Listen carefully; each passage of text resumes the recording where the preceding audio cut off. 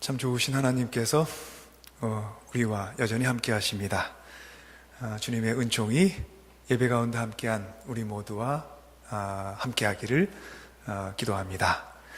함께 주님께 기도드리겠습니다. 은혜로우신 주님,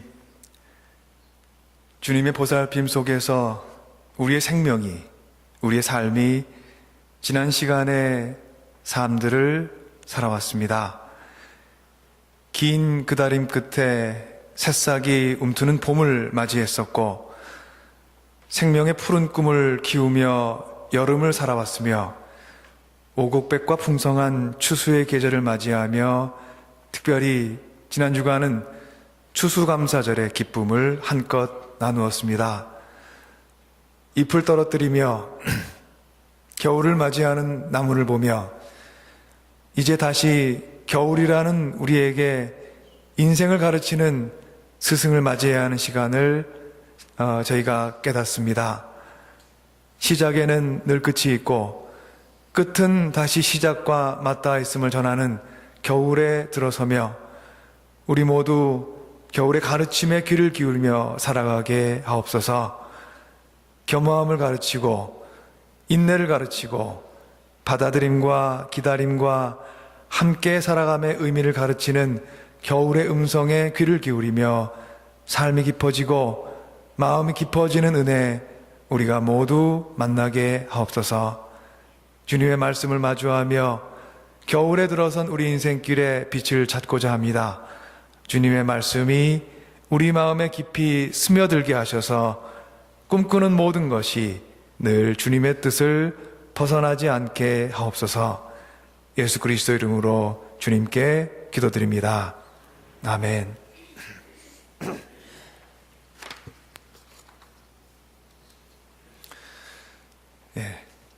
제가 여러분께 이제 오늘 이번 주일이 2018년의 마지막 주일입니다 하고 얘기를 하면 여러분들 중에는 이제 이게 무슨 말인가 이제 궁금해하실 분들이 계실 것 같아요. 사실이 그렇습니다. 이번 주일이 저희 교회 캘린더로 교회력으로는 마지막 주일입니다.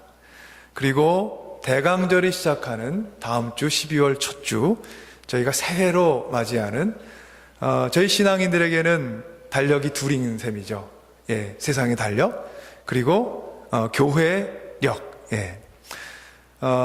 그래서 오늘은 저희가 늘 한 해의 마지막을 맞이하며 세상의 마지막 때를 궁금해하는 그런 마음으로 묵상하고 또 말씀도 그런 것과 관련된 것을 읽고, 그래서 오늘 저희가 함께 묵상할 말씀이 요한계시록 21장 1절부터 7절입니다.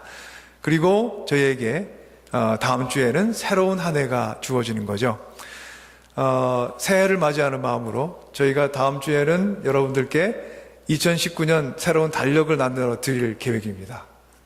다음 주에 저희가 도착해갖고 아마 다음 주 저희 12월 첫 주에 2019년 달력을 함께 나눌 것 같습니다. 오늘은 그래서 이런 신앙적으로 뜻깊은 교회 캘린더로 이런 의미를 짚어보는 뜻깊은 시간들입니다. 오늘 예배 가운데 주님께서 우리 안에 준비하신 주님의 음성을 들려주심을 믿습니다. 어떤 사람이 넓은 사막을 길을 찾아 헤매고 있었습니다. 그런데 가지고 있던 물이 다 떨어져 가고 있다는 것을 알고 마음의 걱정과 불안을 느끼기 시작했습니다. 그는 빨리 오아시스를 찾고자 했습니다. 한참을 오아시스를 찾아 헤매다가 마침내 사람의 발자국을 발견합니다. 그는 이제는 살았구나 하고 생각을 했습니다. 발자국만 따라가면 오아시스를 만날 수 있을 것이라는 생각에 그는 기뻐합니다. 그런데 아무리 따라가도 발자국은 끝이 없고 해는 점점 언덕 너머로 기울어 가고 있었습니다. 그제서야 그는 자신이 그렇게 열심히 쫓던 발자국이 바로 자기 자신의 발자국이었음을 깨닫습니다. 그는 계속 자신의 발자국을 되밟아 가면서 같은 자리를 맴돌고 있었던 것입니다. 그때 하늘에 해가 지고 저녁 노을과 함께 북극성이 밤하늘에 반짝였습니다. 그 별을 보고 그제서야 그는 바른 길을 찾아서 자신의 생명을 구할 수 있었습니다. 마침내 생명의 샘을 만나 죽어가던 생명이 소생됨을 경험하게 된 것입니다.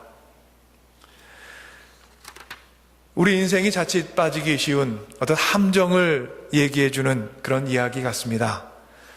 우리가 길이라고 믿는 것이 사실은 우리의 욕심과 우리의 의지가 파놓은 우리 인생의 함정이 될 수 있음을 가르쳐주는 그런 일화입니다. 우리가 소망이라고 간직하는 것이 사실은 우리의 인간적인 기대가 세워놓은 거짓 희망일 수 있습니다.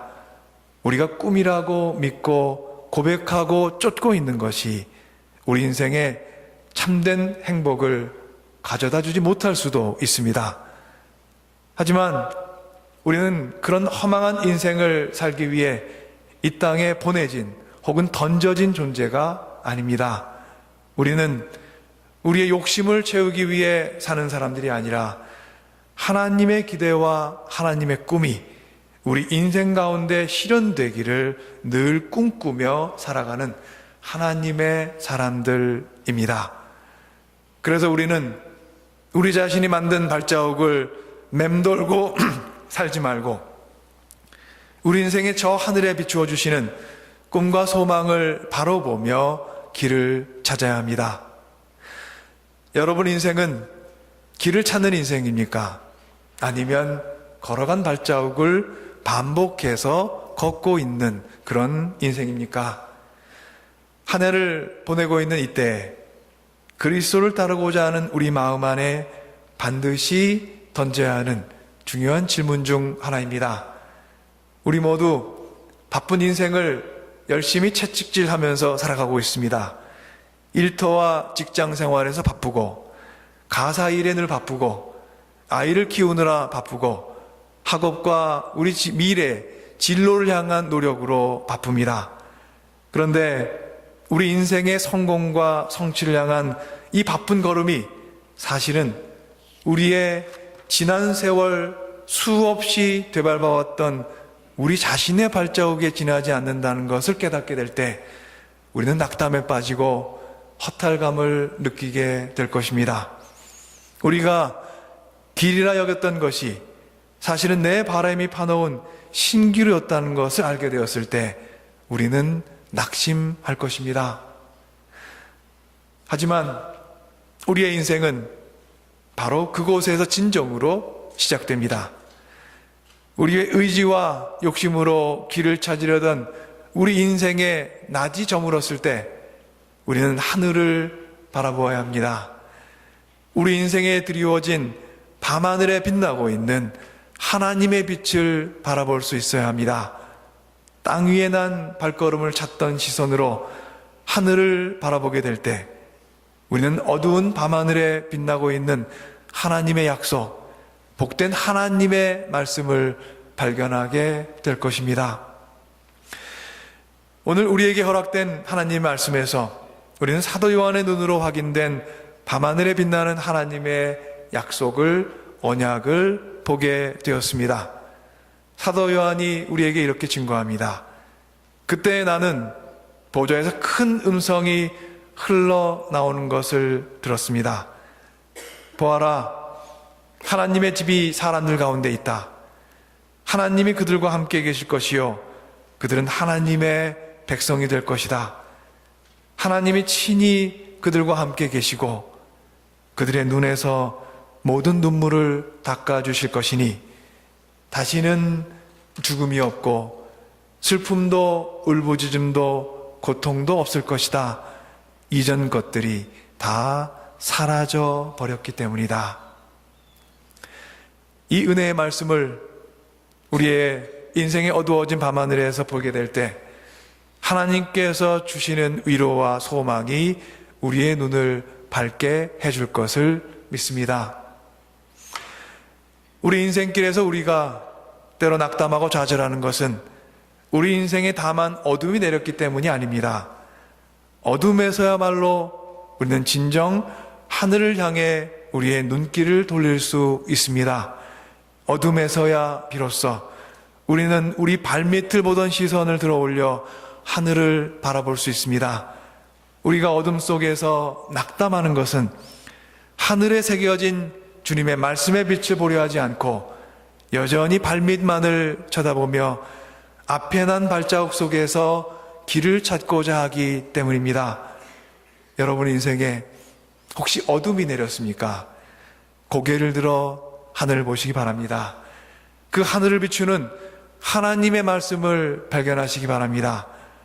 하나님이 친히 그들과 함께 계시고 그들의 눈에서 모든 눈물을 닦아주실 것이니 다시는 죽음이 없고 슬픔도 울부짖음도 고통도 없을 것이다.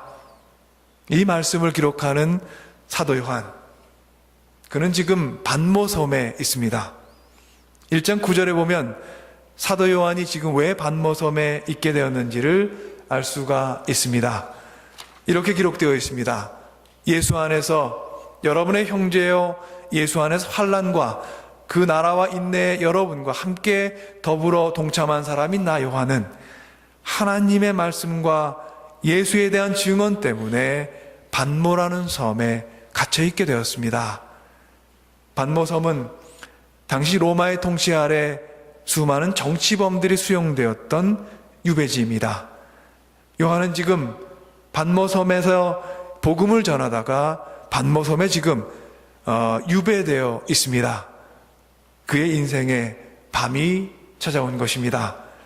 그의 영혼이 어둠 한복판에 놓이게 되었습니다. 요한이 처한 이런 상황은 시대를 우리가 거슬러 올라가 보면 다니엘서가 기록되었던 상황과 닮아 있습니다.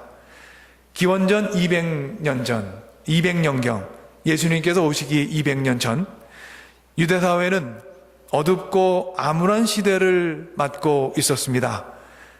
시리아의 왕 안티오쿠스 4세, 그의 이름을 스스로 에피파네스라고 명백히 드러난 신이라는 이름으로 자신의 이름을 명명하고 안티오쿠스 4세는 한창 유대교를 핍박했습니다. 그는 왕위에 즉위하자마자 자신의 나라인 시리아뿐만 아니라 유다 지역까지 장악해서 강력한 헬라화 정책을 추진합니다. 그는 유대교를 말살하고 헬라의 종교를 그 지역에 정착시킬 목적으로 2만 2천 명이나 되는 군대를 이끌고 유대인들이 아무것도 하지 않는 안식일 그날을 택해서 예루살렘을 공격하여 성전을 장악합니다. 도시는 불타게 되었고 많은 사람들이 목숨을 잃고 노예로 잡혀갔습니다.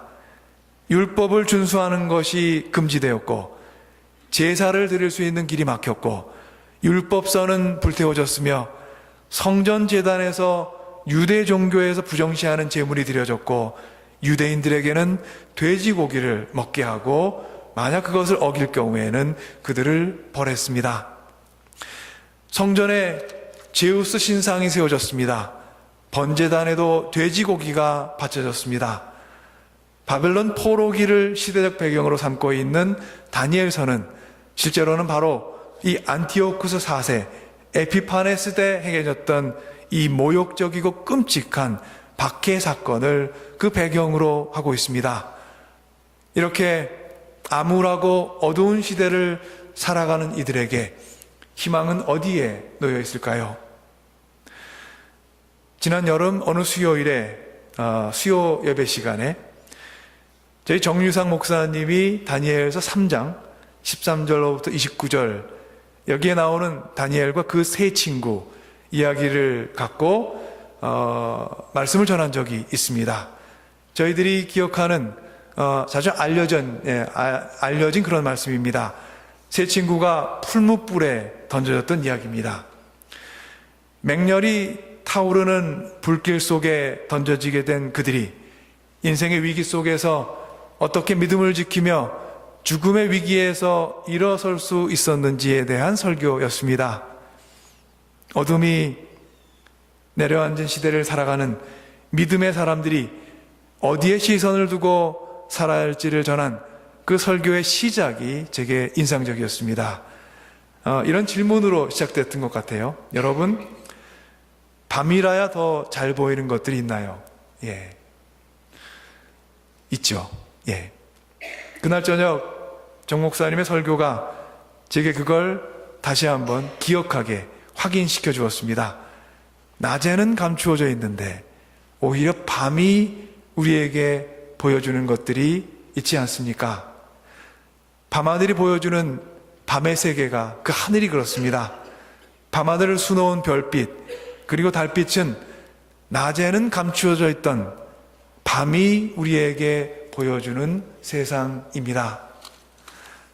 어둠의 때를 맞이한 다니엘과 세 친구, 할례가 금지되고 성전 안에는 제우스 신상이 세워지고 금기시되었던 재물이 제단에 놓이게 된 어두운 박해 시대를 살게 된 믿음의 또한 여러 사람들, 이들에게 밤하늘에서 더 선명하게 보인 것은 바로 그리 아니하실지라도의 신앙이었습니다. 다니엘서 3장 17절부터 18절이 우리에게 이렇게 전합니다. 불 속에 던져져도 우리를 지키는 우리 하나님이 우리를 저 활활 타는 화덕 속에서 구해주시고 임금님의 손에서도 구해주실 것입니다. 비록 그렇게 되지 않더라도 우리는 임금님의 신들을 섬기지 아니하고 임금님이 세우신 금신상에게 절을 하지도 않을 것입니다. 화덕의 불길로도 태울 수 없는, 태워지지 않는 이 비록 그리 되지 않더라도의 신앙은 믿음의 사람들에게 밤하늘에 새겨진 밝은 별빛과도 같은 것입니다. 밤하늘이 별을 보여주는 창문인 것처럼 시대에 내린 어둠은 끓는 불길로도 태워지지 않는 그런 신앙을 보게 하는 창문과도 같은 것입니다. 우리가 오늘 함께하고 있는 사도 요한 또한 자신의 인생 가운데 내린 밤하늘에서 밝은 별빛을 발견합니다. 그는 어두운 밤하늘을 환하게 비추는 하나님의 언약을 발견합니다. 새 하늘과 새 땅입니다. 사도 요한에게 믿음의 눈으로 바라본 밤하늘은 절망과 두려움의 그림자가 덮인 어두운 하늘이 아니라 새로운 하늘이었고, 새하늘 밑에 펼쳐진 땅은 어둠과 절망의 땅이 아니라 새로운 소망으로 빛나는 가득한 그런 새로운 땅이었습니다. 그리고 새 하늘과 새 땅 위에 하나님의 음성이 울려 퍼집니다. 보라, 내가 모든 것을 새롭게 하겠다. 다 이루었다. 나는 알파이며 오메가이며 처음이며 마지막이다. 목마른 사람에게는 내가 생명수 샘물을 거저 마시게 하겠다. 이기는 사람은 이 모든 것들을 상속받을 것이다. 나는 그의 하나님이 되고 그는 내 자녀가 될 것이다. 사랑하는 주님의 자매 형제 여러분, 우리 생의 참 소망을 발견하기 위해서 우리는 세상에서 눈을 떼어 하늘을 바라보아야 합니다.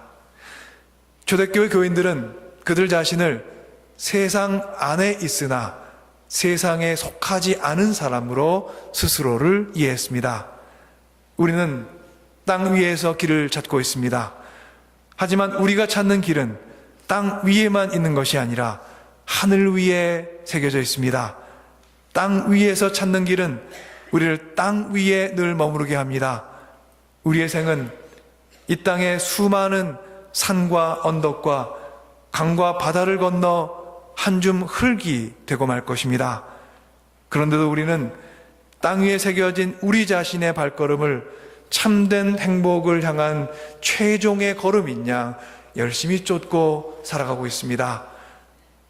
우리에게는 여러 가지 욕심이 있습니다. 더 나은 환경에 살고 싶어 하고, 더 나은 직장에서 일하고 싶어 하고, 더 나은 조건에서 생을 누리고 싶어 합니다. 우리의 이런 바람이 우리 인생에서 조금씩 성취되어 가면서 우리는 삶이 발전되고 있다고, 진보하고 있다고 믿습니다. 하지만 우리가 분명히 기억해야 할 것은 그 모든 것이 더 편한 삶을 향한 길이 될 수는 있겠으나 참된 행복을 보장해주는 그런 길이라는 것은 저희가 알 수 없다는 것입니다. 내 자신의 바람이 만들어낸 인생의 궤도를 따라 산 인생은 나름대로 이 땅 위에 아름다운 집을 지을 수는 있습니다. 그러나 그 집이 우리의 영혼까지 편히 맞아주고 쉬게 할 것이라 확신할 수 없습니다. 우리의 영혼을 그 집이 품어주지 않을 수도 있다는 그런 뜻입니다.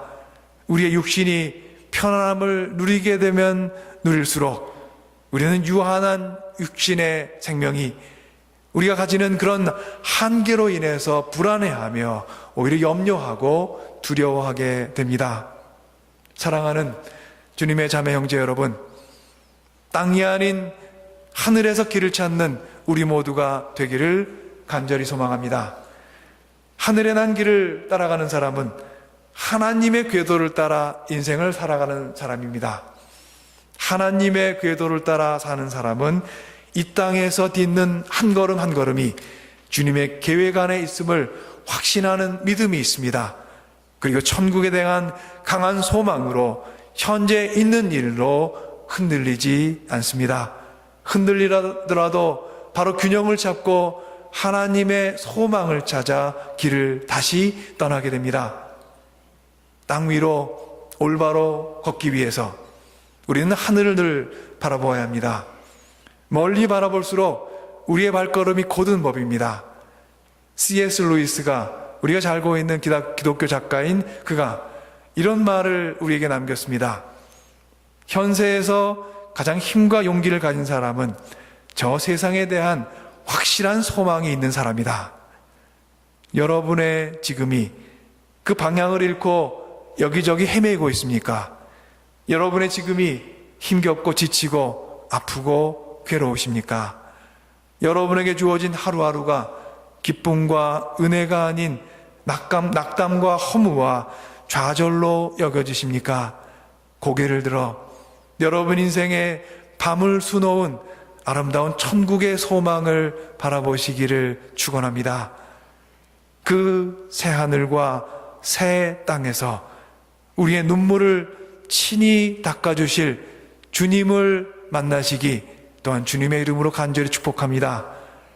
우리 앞에 기다리고 계시는 알파와 오메가, 처음과 나중 되시는 전능한 하나님을 만나고 그 손에 쥐어진 목마름을 영원히 해소시킬 생명의 샘물을 마실 소망으로 하늘에 새겨진 길을 따라 하루하루 걸어가는 주님의 사람들이 되어가기를 또한 간절히 기도합니다.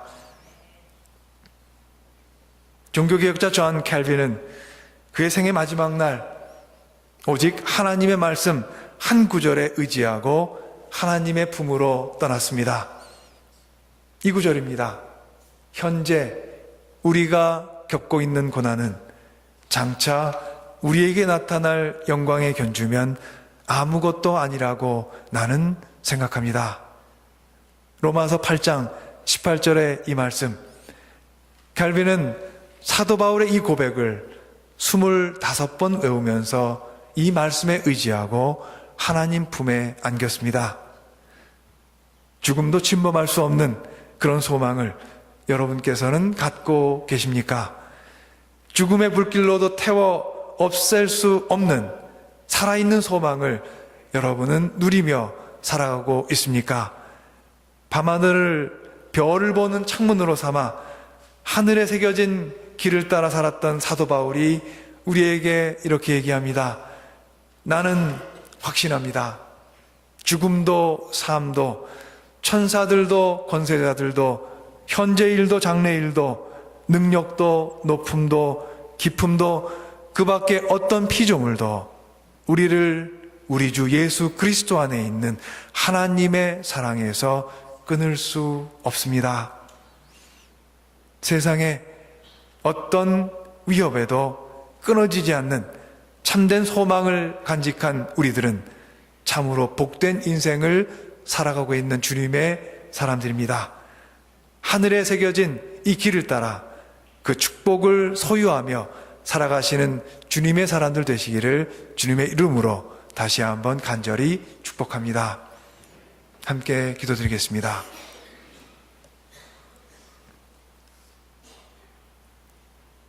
사랑과 은혜의 주님, 땅을 딛고 살아가기에 땅 위에 늘 길이 있는지 알고 살아왔습니다. 하지만 땅에서 길을 찾기 위해 하늘을 바라보야 함을 생각해 봅니다.